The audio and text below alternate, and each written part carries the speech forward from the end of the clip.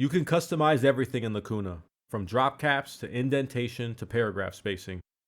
If you're seeing indentation or drop caps not showing up on certain sections, here's why. In Lacuna, we follow industry standards for book formatting. Front matter sections like your preface, dedication, or copyright page don't get automatic indentation or drop caps. Back matter sections like about the author or acknowledgments work the same way. The only sections that automatically get indentation and drop caps are your chapter types. Another common situation that happens is you import a Word document and no sections at all have indentation or drop caps. This usually happens when Lacuna couldn't tell which sections were chapter types. If your Word document doesn't have clear chapter headings like Chapter 1 or Chapter 2, Lacuna will import everything as generic sections instead of chapter types. If you want indentation and drop caps on all of your sections, then you have to name them Chapter 1, Chapter 2 as a subheading H1. Lacuna will recognize them as chapter types and apply indentation and drop caps automatically. You can always turn them off later if you change your mind. There are two types of chapters in Lacuna, numbered and unnumbered. A numbered chapter type will always rename itself automatically based on the ordering in your book. An unnumbered chapter will not have any of the enforced naming, but it will get the automatic indentation and drop caps. If you want to change what type a section is, you have two options.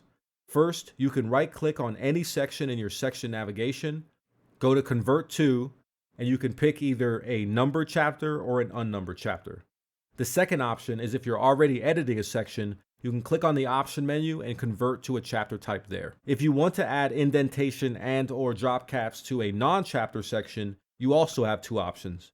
You can follow the directions that we just did and convert it to an unnumbered chapter, or you can customize the section style.